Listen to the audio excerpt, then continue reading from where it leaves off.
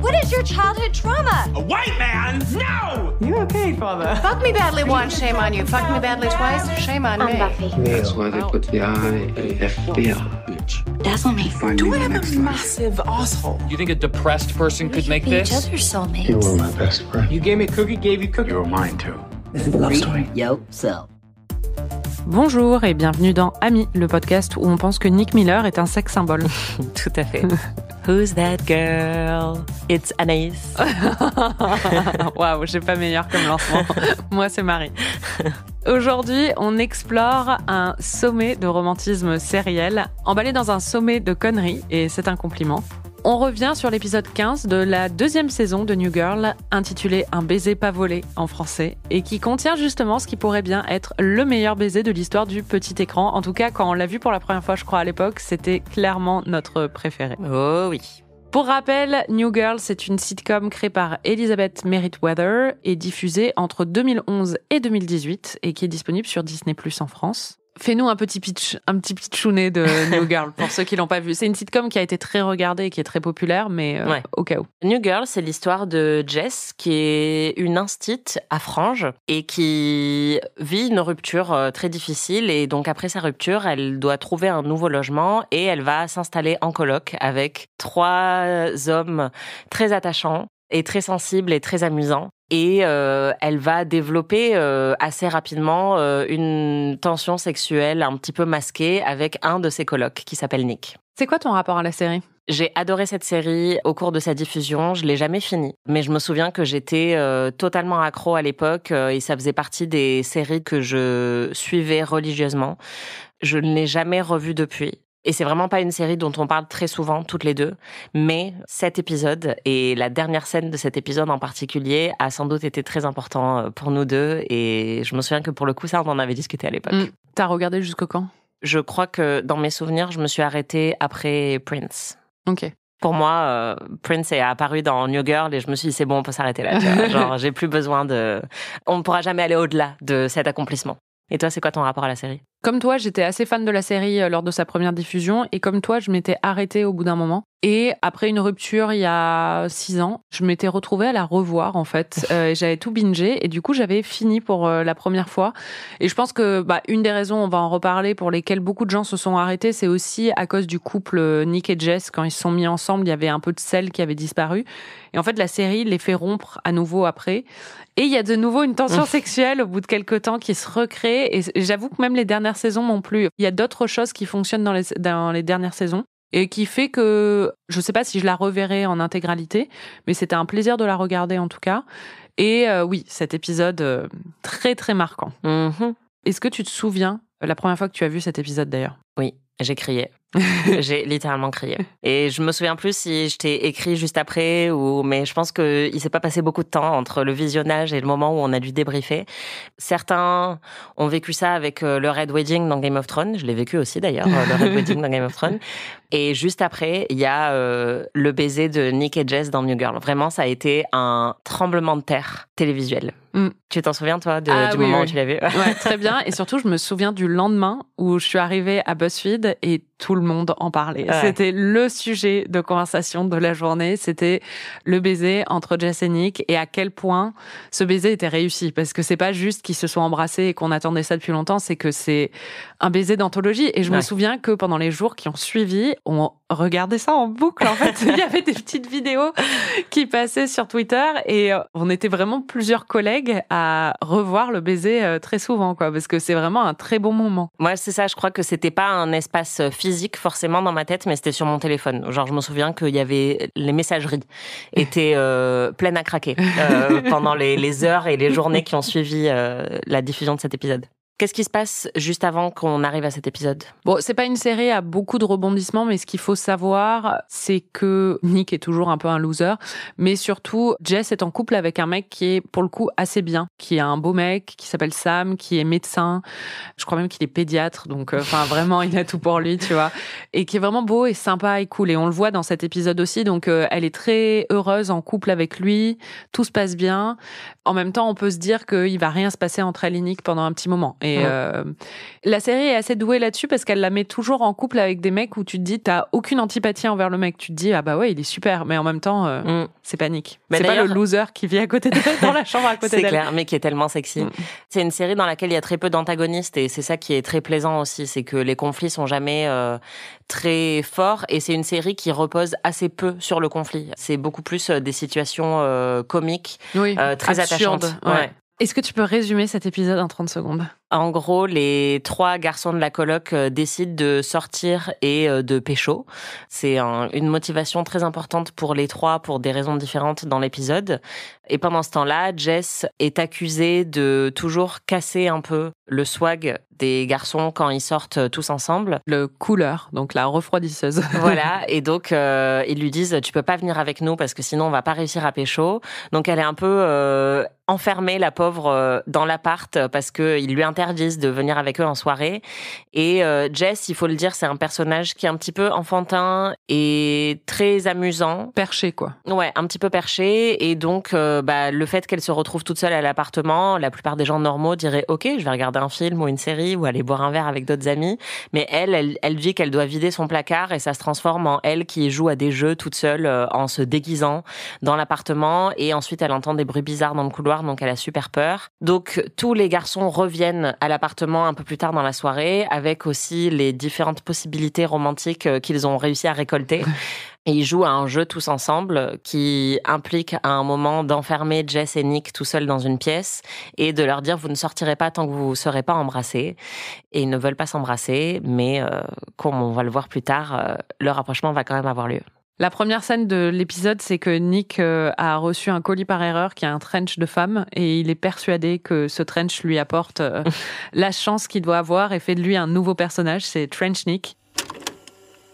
Look how handsome I look. That is a woman's coat. This coat has clean lines and pockets that don't quit. And it has room for your hips. And when I wear it, I feel hot to try. You're wearing a dress. Yeah, don't say hot to try. My coat makes me say things like that. First of all, Nick, it is not your coat. True, it was delivered to the wrong address. But then tell me, why does it fit like a damn glove? What is happening to you, man? I don't know if I could give up looking this damn good. Il a l'air ridicule dans son trench, mais c'est un peu le personnage de Nick en général qui est aussi... Enfin, tous les personnages sont complètement perchos dans cette série, ça fait partie du charme. Et Nick, c'est un loser qui arrive jamais à trouver le truc qui va le rendre moins loser, quoi. Ouais, et ce qui est marrant, c'est que j'avais pas revu, moi, New Girl depuis très très très longtemps. Et en voyant juste cet épisode, sans avoir toute la continuité des saisons précédentes, c'est difficile de me souvenir à quel point j'étais fan de Jake Johnson et de Nick Miller à l'époque, et à quel point c'était vraiment un sex symbole. C'est vrai qu'on était très investis, je me souviens, dans ce Will They, Won't They, et dans la tension romantique entre les deux. Et là, quand on regarde juste cet épisode, dépourvu de contexte, il est tellement pas sexy dedans, parce qu'il est tout le temps dans son trench qui est trop serré. Et donc, c'est fou de me souvenir à quel point il a eu un impact sur nous. Quand je l'ai revu il y a quelques années, il a un charme fou, en fait, Jake Johnson. C'est pas le plus bel acteur qui soit et tout ça, mais il est très charismatique, il est marrant et il est vraiment très, très charmant. Et en fait, je pense que ce qui agit aussi sur le charme qu'il peut avoir, c'est justement des moments où tu sens, le baiser, on va en reparler, mais où tu sens que he's got game, quoi. Ouais, il a ce qu'il faut. Il a sa big dick énergie, quoi. Mais non, mais en tout cas, je trouve ça très malin de la part de la série de faire en sorte que l'épisode où on a enfin le baiser qu'on attend depuis très longtemps est aussi un épisode dans lequel Nick n'est pas du tout à son avantage. Parce qu'il est engoncé dans son trench. Il y a des épisodes de sitcom où le premier baiser va arriver à un moment où le personnage est justement à son summum de sexitude et c'est ça qui va déclencher le rapprochement. Là, c'est l'inverse. Il est pas du tout sexy et le rapprochement va quand même avoir lieu et la sexitude va quand même finir par arriver. Ouais, totalement. C'est pas l'épisode le plus drôle de New Girl, c'est pas vraiment ça le propos. Mais il y a une intrigue, moi, qui me fait quand même assez rire, c'est Schmidt et Nick, donc, qui sortent avec Winston au bar pour aller pécho. Et ils tombent sur une meuf qui, il se trouve, est très attirée par les hommes tristes. Et même d'ailleurs, à un moment, Nick a Jess au téléphone et il lui dit, elle est très attirée par les hommes tristes, tu sais ce que ça veut dire pour moi? Et elle lui dit, ça veut dire que t'as vraiment tes chances. Du coup, ça devient une sorte de compétition entre Schmidt et Nick pour lui prouver à quel point ils sont chacun plus tristes que l'autre. Et c'est assez marrant, je trouve, parce qu'en plus, justement, ça joue sur le côté un peu pathétique de Nick, quoi. Nice coat you got there. Well, I just actually wear it because it gives me confidence. So. It's kind of sad. You know what's really sad? Is that he stole the It's jacket. not technically stealing. He's still reeling from being dumped. He's attached to it. Like a little bitch blankie. It's not like a blankie, It's like, dude. it's like a It's blankie. not like my blankie. The only reason I'm out tonight is to make sure he doesn't do anything stupid. It's not. I'm not gonna. Shut up, Schmidt. I mean, I could take care of you if you wanted. You can what? I love sad guys, and you seem sadder than most. I think your plan sounds okay. When you go home at night, do you look in the mirror and just think, I am the worst? Actually, yes, I do. Yeah? Yeah, a lot of the You times. hate yourself? I definitely don't like myself. It's right on the line of hate. J'adore l'échange. À un moment, la meuf lui dit est-ce que tu te détestes? Et il lui répond bah, je m'aime vraiment pas. Et c'est assez proche de la détestation. Tu comprends l'attrait pour les hommes tristes, toi? Pas de la manière dont ça se manifeste chez ce personnage féminin, qui a vraiment un pet au casque, je pense. Mais je comprends symboliquement, c'est-à-dire que au fond, ce qu'elle veut, c'est des hommes vulnérables. Et je pense que dans les rapports hommes-femmes, il y a toujours cette idée, justement, qu'un homme séduisant, c'est aussi un homme qui est assez intimidant et qui est en supériorité, peut-être à la fois physique et... Donc, il y a beaucoup d'assurance, quoi. Voilà, qui a beaucoup d'assurance, qui va faire le premier pas. Et toute la puissance de New Girl, c'est d'avoir 3 personnages masculins qui sont extrêmement sensibles et adorables et inoffensifs, en fait, pour les femmes, d'une manière qui est très rassurante, tout en étant très sexy, tous les 3. Et elle, c'est ça qui lui plaît, c'est-à-dire que quand Schmidt lui dit, je suis un ancien gros, et donc j'ai passé beaucoup de temps à me détester, je comprends tout à fait l'attrait que ça peut avoir pour elle, parce qu'on voit un homme qui est extrêmement séduisant et qui correspond à tous les canons de beauté, mais qui lui dit qu'au fond, il a aussi des failles. Et en fait, c'est un énorme cliché, mais c'est ça qui plaît à ce personnage, c'est qu'elle est face à des hommes qui sont très attirants, mais qui sont aussi capables d'exprimer une certaine vulnérabilité et donc d'être moins menaçants sexuellement pour elle. Winston, de son côté, il est incapable de draguer qui que ce soit. Dès qu'il est face à une femme qui doit draguer, il a zéro swag et il commence à faire et il y a une meuf qui est assez maligne qui porte une bague de fiançailles et il se trouve qu'elle est pas vraiment fiancée, elle porte ça. C'est une façon de désamorcer toutes les attaques possibles pendant ses sorties entre copines et qui commence un peu à le coacher au bar. Et il est pas intimidé par elle parce que justement il se dit elle est déjà prise. Il commence à développer une complicité autour de ça. Winston, c'est un personnage qui a pas mal été lésé en fait dans les premières saisons. Il savait pas trop quoi faire de lui. Dans le premier épisode, c'était pas l'Armand Morris qui jouait, c'était Damon Wayans Jr. qui jouait un rôle qui s'appelle Coach et qui en fait a dû partir sur une autre série après avoir filmé Pilote, qui va revenir après dans New Girl plus tard. Ils seront 4 mecs au lieu de 3. Mais du coup, Winston, c'était un peu l'autre copain noir, quoi, qui est arrivé. Et pendant, même Lamont Morris le dit lui-même, pendant 1 saison et demie, il savait pas quoi faire de son personnage. C'était un peu un personnage secondaire qui disait des trucs marrants de temps en temps, mais qui était pas très caractérisé. Et là, on commence à voir de plus en plus le Winston des saisons plus tard. Et enfin, c'est un des grands plaisirs de New Girl dans les dernières saisons. C'est le personnage de Winston qui devient de plus en plus dingo. Et là, on voit ce côté-là un peu, c'est qu'il est, il est très rigolo. Enfin, et puis c'est un très bon acteur, donc ça fonctionne bien, quoi. Le fait qu'il soit un peu absurde, quoi. Pour moi, c'est le plus grand talent comique de la série, et c'est devenu rétrospectivement mon personnage préféré aussi de la série, comme tu le dis, parce qu'il devient de plus en plus fou et absurde. Et donc, j'étais très contente de le retrouver. Ouais, moi j'aime bien son amitié avec Sissi aussi. Après, il va développer une sorte d'amitié. Et Sissi, c'est pareil. Sissi, c'était juste l'intérêt amoureux de Schmidt et la meilleure amie de Jess. Et elle devient de plus en plus intéressante au fil des saisons. Par contre, Daisy, j'avoue, pour moi, c'est tellement le prototype de la cool girl dans ces scènes. Genre, c'est la meuf qui dit « Allez, vas-y, drague-moi » et qui, en même temps, est hyper mignonne, mais qui va le mettre à l'aise. Bon, ça fonctionne bien, mais c'est pas une intrigue qui me fascine, quoi. Oui, non, moi non plus, mais ils ont une bonne alchimie tous les deux.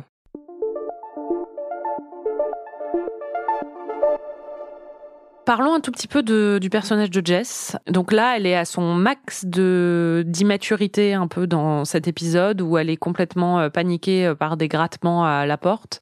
J'avoue que moi, c'est un des personnages que j'aime le moins dans cette série et qui me crispe le plus. Parce que le côté femme-enfant est tout le temps en train de crier et de faire « Ah, gna gna gna !» Enfin, ça me crispe vachement, en fait.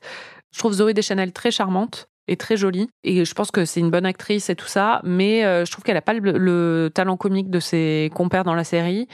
et qu'elle est un peu sur une note et au bout d'un moment ça m'irrite un peu. Et là, dans les scènes pour le coup où elle est toute seule à la maison, où elle les appelle ou des choses comme ça, j'ai un peu trop cet aspect-là. Mais je pense que c'est parce que je l'ai vue trop de fois la série en fait. Elle est plus assez fraîche dans mon esprit. La première fois que je l'ai vue, ça m'avait pas fait cette impression. Je sais pas ce que t'en penses toi du personnage de Jess. Je sais que t'as toujours été beaucoup plus crispée que moi par cet aspect. Moi, je l'aime beaucoup. Après, j'ai pas fini la série, donc clairement, j'ai un rapport moins complet à New Girl. Mais j'aime beaucoup Zooey Deschanel. Après, c'est quelque chose qui a été critiqué, je me souviens déjà à l'époque. Ce côté femme-enfant du personnage, c'est vrai que elle semble très immature pour quelqu'un qui est une adulte, qui est institutrice. Elle a des comportements qui peuvent parfois sembler très puérils. Et on a souvent reproché à Zooey Deschanel d'incarner à ce moment-là une Manic Pixie Dream Girl, c'est ça, hein. Qui est sublime physiquement et totalement inoffensive pour les hommes autour d'elle, qui vont tous tomber sous son charme alors que elle va pas avoir beaucoup de profondeur. Je pense que la série réussit quand même à déjouer un petit peu ça, parce que c'est le personnage principal et qu'on a accès justement à une grosse partie de son intimité et de sa psychologie. Mais c'est vrai qu'elle peut avoir un côté parfois un petit peu agaçant parce que ça vient renforcer un cliché de femme-enfant dont on a beaucoup parlé dans Ami et qui a un fantasme masculin et qui nous parle pas trop parce que oui, c'est encore une manière d'infantiliser les femmes. Ce qui me dérange, c'est pas forcément le fait qu'elle ait pas d'intériorité ou le fait qu'elle soit... Je pense que par rapport au cliché de la Manic Pixie Dream Girl, là où c'est différent dans New Girl, c'est que souvent, ce cliché, il est utilisé comme faire-valoir du personnage principal, qui est masculin en général. Et je pense que là, c'est pas du tout le cas. C'est plus le côté femme-enfant. C'est un cliché que je trouve assez néfaste en général. Bon, là, c'est une sitcom qui est très rigolote et très mignonne et tout ça, mais j'aime pas quand on infantilise des femmes adultes. Évidemment, on a toute une part de nous qui est une part encore immature ou une part... et puis ça peut se révéler dans certaines relations, des choses comme ça. Mais je trouve que quand tout un personnage et tout son charme est écrit autour de son infantilisation, il y a quelque chose qui me dérange, moi, personnellement. Oui, mais surtout que c'est en plus un personnage qui est extrêmement féminin, ce qui peut être une revendication assez intéressante aussi, de dire que justement, on peut être une femme très belle, très intelligente, très féminine, et ça n'empêche pas d'avoir de la complexité ou de la profondeur, et qu'il faut dépasser le féminisme peut-être un petit peu daté d'il y a quelques décennies. Mais comme elle n'est pas très sexualisée non plus, c'est vrai que ça va amortir tout propos un peu tranchant que la série pourrait avoir, alors que je pense à Mindy Lahiri dans The Mindy Project, qui est un autre prototype de ce genre de personnage, c'est-à-dire qu'elle est très féminine, tout le temps habillée avec des tenues très colorées, et elle est assez superficielle et avec des centres d'intérêt très féminins, mais pour le coup, elle est très sexualisée. Et elle est adulte, en fait. C'est pas une femme enfant du tout. Et donc, c'est vrai que moi, je préfère largement le personnage de Mindy dans The Mindy Project.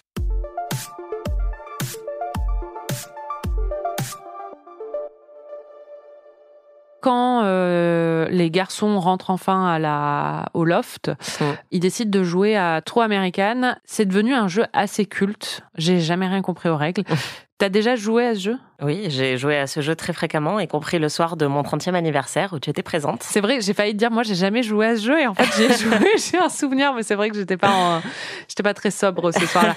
Oui, moi, c'est True American, ça a rythmé beaucoup de nos soirées amicales. The game is True American, but with a sexy new twist. Clinton rules. Pick your intern. I don't know your name. Okay, I can be your intern. Such a stripping. Okay, so what exactly are the rules? The floor is the lava. couch is the Mason Dixon line.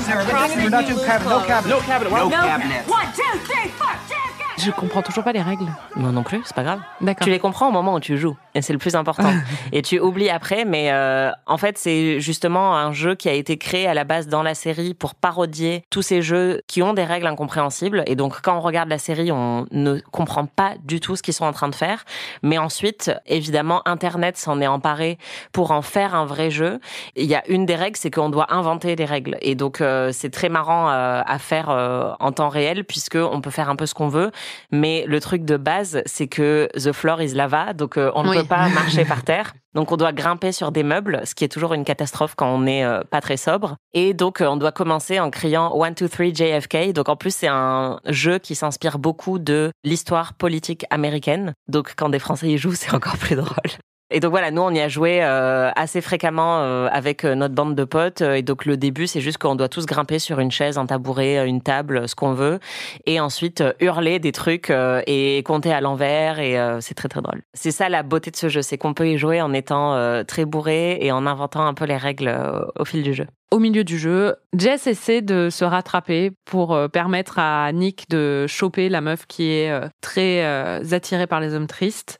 Et donc, elle dit les deux personnes qui perdent là ou qui gagnent doivent se retrouver derrière ce mur et s'embrasser. Sauf que elle se trompe et Nick se trompe aussi, ou la meuf en question se trompe aussi à ce moment-là. Bref, il y a un malentendu.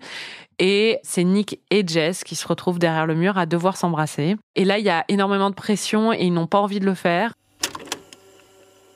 Kiss, kiss, kiss, kiss, kiss, kiss, kiss. Come on, Holly, wait. Come on. What is the big deal? Let's just suck it up in French a little. Okay, fine, but don't say let's suck it up in French a little. Okay, fine, let's do this. What were you I doing? thought you were sitting on the ground. No, okay, Jess. All right, hey, this is not a big deal. Okay, let's just not do a it. big deal. Fine, Okay. let's just do it. Yeah, Let's just do it. Great, yeah. Let's just do it. Okay, cool. Okay, why are you licking your lips? Should I not? You want dry lips? No. Then I'm just licking them to make them better. Okay, Fine. do it. I'm doing it. Fine, then do it. Are you a tonguer? Am I a I tonguer? don't want to put my tongue in your mouth if you don't like it. Just kiss me. Okay, all right, great. That's what I'm gonna do. All right. I'm sorry, you can't do that. What did I do? Your face. You're My face? Yeah, you can't do that with your face. Okay, I'll do something Okay. different with my All right, face. La tension entre eux est très très claire à ce moment-là parce que tu te retrouves avec un pote à devoir l'embrasser derrière un mur. S'il y a zéro tension, tu l'embrasses et c'est fini. Mais là, ils veulent vraiment pas. Oui, et notamment Nick, c'est-à-dire que Jess arrête pas de lui dire « Bon allez, c'est bon, embrasse-moi. » French me. Et comme tu l'as dit, elle est dans une relation de couple assez heureuse à ce moment-là, donc elle voit pas pourquoi ce serait un problème juste de manière amicale d'embrasser son pote pour se débarrasser de cette règle du jeu. Et sauf que à ce moment-là, Nick lui dit Not like this. non, je veux pas t'embrasser de cette manière. Et donc, on comprend que pour lui, il s'est représenté déjà leur premier baiser. Oui, c'est trop mignon. Voilà. Et que pour lui, il faut que leur premier baiser ait une signification, que ça soit pas juste un truc fait pour un jeu. Ça interrompt totalement la conversation qu'ils avaient tous les deux où elle lui dit, mais comment ça, pas comme ça? Enfin, qu'est-ce que tu veux dire à ce moment-là? Et donc, ça crée une gêne entre eux. Et on comprend que leur premier baiser ne doit pas se produire dans ces circonstances. Il doit se produire de manière romantique et un peu bouleversante. C'est ce qui va se produire un petit peu plus tard dans l'épisode. Voilà, il dit « No, not like this » et il va y avoir un rappel au moment du baiser final. Ah ouais, cette phrase, je me souviens que c'était genre... déjà, c'était première explosion, où j'étais là... Ouais. Ah et je me disais, ça va être ça, ce qu'on a dans ce... Tu sais, dans cet épisode, on n'aura pas plus, quoi. Oui, c'est le moment où je pense que tout le monde, collectivement, sur la planète, a fait... Et on n'était pas prête pour ce qui arrive ensuite. La soirée se termine. Il y a un moment qui est quand même marrant, c'est Sam, du coup, le mec de Jess qui arrive, qui apprend qu'ils sont bloqués derrière le mur et qu'ils doivent s'embrasser. Et au lieu d'être là, comment ça, tu dois embrasser? Tu le vois le plan d'après où il est en train de faire kiss, parce qu'il se sent pas du tout menacé, il en a rien à faire. Oui. C'est un personnage vraiment sympathique pour le coup, Sam. Mais... Et c'est très bien fait dans cet épisode puisque c'est un Will They, Won't They classique. Tout le monde attend de voir Nick et Jess s'embrasser et c'est reflété dans la série puisque tout le monde est de l'autre côté du mur en train de hurler embrassez-vous, embrassez-vous et Nick qui dit non, je veux pas que ça se passe comme ça reflète directement ce que les spectateurs veulent aussi, c'est-à-dire qu'ils veulent les voir s'embrasser mais ils veulent aussi que le baiser ait une importance et ne soit pas gâché par un jeu stupide. Nick évite de l'embrasser en mettant sa vie en danger quand même et en escaladant par l'extérieur pour fuir la pièce où il doit embrasser Jess, quoi. Et donc, la soirée se termine sans baiser. La plupart des gens qui n'habitent pas dans cet endroit rentrent chez eux. Et Jess va se coucher avec Sam, son petit ami. Nick va se coucher. Et sauf qu'à un moment, Jess re-entend un bruit bizarre dans le couloir.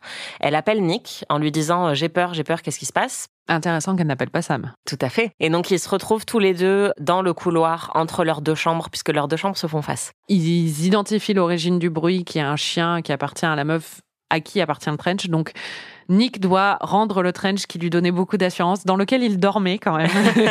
C'est clair. Et donc là, il doit rendre le trench, ce qui est quand même bien pour le moment qui va venir après, c'est-à-dire qu'il est en t-shirt et caleçon, ce qui est quand même beaucoup plus saillant qu'un trench de femme. Et donc, ils ont réglé cette histoire de bruit. Nick s'est débarrassé du trench et ils se disent, bon, bah, ok, bonne nuit.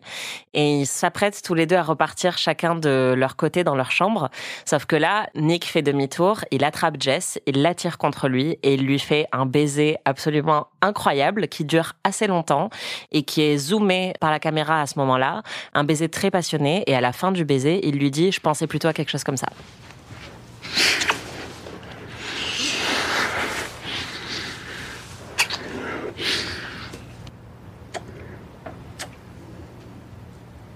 I'd meant something like that.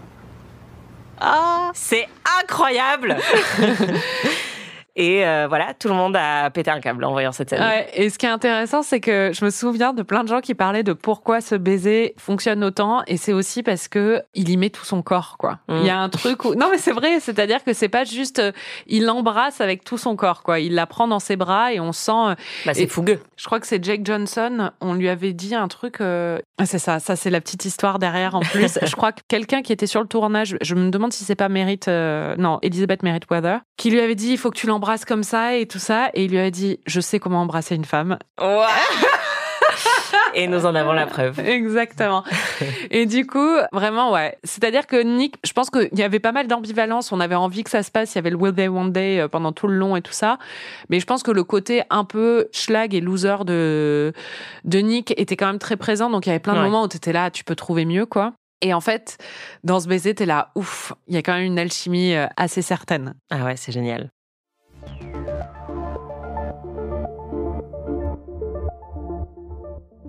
Je me suis dit que ce serait rigolo de revenir un peu sur d'autres candidats au prix de meilleur baiser de la télé, dont on parlera pas dans cette saison, mais je me suis dit que ce serait l'occasion d'en parler, parce que c'est des moments très importants.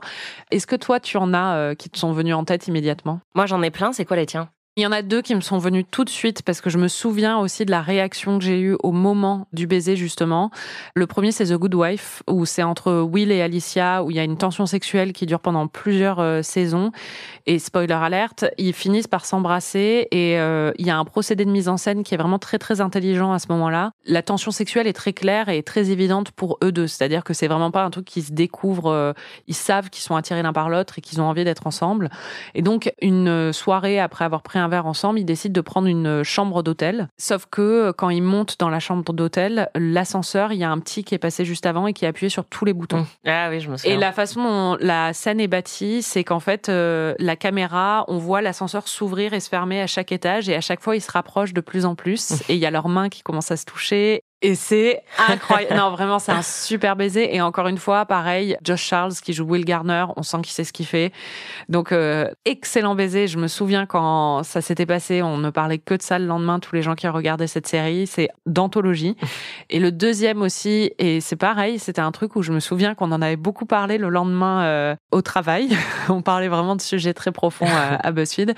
C'était le premier baiser dans The Mindy Project, dont tu parlais de la série tout à l'heure, qui se passe dans un avion en pleine turbulence. Oh là là, mais à chaque fois tu dis au travail, je suis pas insultée, on en a beaucoup parlé toutes les deux aussi. Oui, je sais, mais moi je me souviens vraiment de l'arrivée et de collègues avec qui je parlais pas forcément vachement souvent et qui étaient genre, oh ce baiser c'était vraiment incroyable, faut qu'on fasse un article dessus, tu vois. Enfin, moi je me souviens pareil d'avoir messagé avec toi beaucoup après avoir vu cette scène, parce que on était très investis toutes les deux dans le rapprochement entre Mindy et Danny, et cette scène dans l'avion est incroyable. Ouais, et lui, il a peur des turbulences, et à un moment il essaie de lui attraper la main et elle est plus là, et en fait il se lève et il va la retrouver au fond de l'avion, et là il l'embrasse, et c'est pareil, Chris Messina, t'as compris. Ouais. Tu sais que c'est bon. Et il l'embrasse une nouvelle fois avec tout son corps.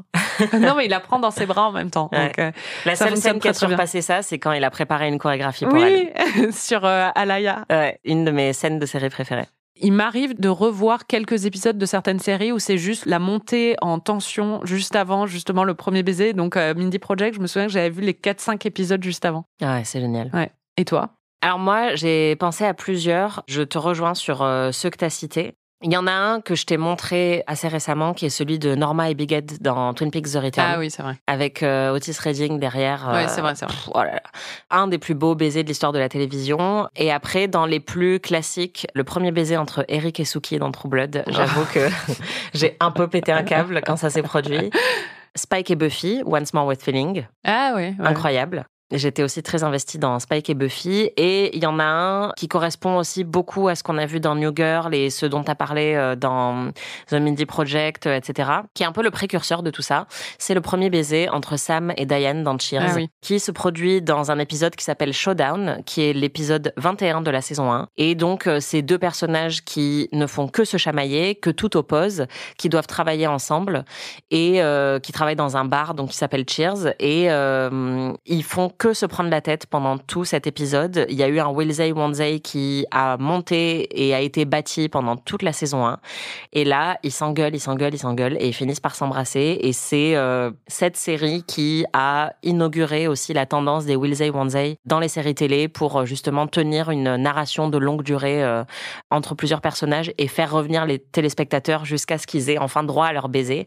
Et c'est un moment d'anthologie. Donc vraiment, si vous avez l'occasion de rattraper Cheers un jour, cette première saison et notamment cet épisode sont assez fabuleux. Comme souvent avec les Will They, Won't They, c'est un point de bascule dans la série et parfois la série n'en survit pas vraiment. Bah, rien n'est jamais aussi bien que ce premier baiser. C'est le cas dans la vie aussi. Et rien n'est jamais aussi bien que la tension d'avant, en vrai. Aussi, c'est de se demander de tous les petits moments où tu essaies de lire dans le contexte en te disant est-ce qu'il se passe quelque chose ou pas. C'est très très fun dans une série et vraiment New Girl a rené de ses cendres un peu quand ils ont séparé Jess et Nick à nouveau et qu'il y a de nouveau eu cette tension sexuelle au bout de quelques temps aussi. Surtout que Nick, vu que t'as pas vu la fin, il devient moins loser. C'est-à-dire qu'il devient auteur de romans à très grand succès. Donc il a... Non mais ça me dit quelque chose. Enfin, je suis allée assez loin. Hein. C'est juste que effectivement j'étais moins investie à partir du moment où ils se sont mis ensemble et donc après j'ai repris, mais j'avais perdu la propulsion. Ouais, bah vraiment la propulsion narrative que t'as quand t'as le Will They, Won't They au début. Et c'est vrai que la majorité des séries qui se sont construites autour d'un Will They, Won't They ont eu du mal à tenir scénaristiquement une fois que le couple était mis ensemble. Et donc, la meilleure solution, c'est souvent de les séparer. C'est ce qui se passe avec Sam et Diane dans Cheers. C'est ce qui se passe dans New Girl. C'est ce qui se passe avec Ross et Rachel dans Two Friends. Ouais. Voilà, le seul moyen de continuer à capter l'attention des gens, c'est de recréer cette tension sexuelle et donc de séparer à nouveau le couple. Je pense qu'il y a plein de gens qui parleraient de Pam et Jim dans The Office en disant que c'est un des seuls exemples de couple qui est resté intéressant après s'être mis ensemble. Perso, je trouve pas. Enfin, je trouve qu'ils étaient plus intéressants avant de se mettre ensemble. Non, moi, je pense que c'est plus Leslie et Ben, quoi. Ouais, bah, c'est ce que j'allais dire. Pour moi, c'est le seul exemple de couple qui fonctionne encore mieux une fois qu'ils sont ensemble et c'est Parks and Rec. Parce que c'est une vraie équipe. Oui, et parce que c'est vraiment... Ils s'aiment et ils s'apprécient. C'est une des meilleures séries de tous les temps et leurs personnages et leurs relations deviennent encore plus divertissants une fois qu'ils se mettent en couple. Mais c'est extrêmement dur pour des scénaristes d'arriver à faire ça. Est-ce que tu as une meilleure réplique sur cet épisode ? Non. T'en as une, toi ? Bah, il y avait je m'aime pas beaucoup, mais il y a aussi j'adore la tristesse et tu as l'air plus triste que la moyenne. Ce que la meuf dit à Nick aussi, ce qui m'a fait rire. Ce qui est bizarre, c'est quand elle parle à Schmidt et qu'il lui raconte son histoire de rupture, elle dit « Non, mais ça, c'est pas triste, c'est déprimant. » You know, I left something behind in the desert that day. My faith in true love. And my future biracial child. You kind of lost me there. Not really doing it for me. It's more depressing than sad. J'étais là, je saisis pas trop la nuance, mais... Moi non plus. Un MVP ? Winston, toujours. Moi, je dirais Sam, tiens, parce que je trouve que franchement, le pauvre, là, ça va dégringoler pour lui et c'est vraiment un mec sympa. Un chic type. Et il est mignon. Ou alors, le MVP, c'est le faux Nick. Oui, c'est vrai qu'elle fait avec Jess un melon. met dans sa chambre et qui finit détruit à la fin. C'était Ami. Merci Anaïs. Merci Marie. Et merci à vous de nous écouter toutes les semaines. On revient la semaine prochaine pour un nouvel épisode qui nous a énormément marqué.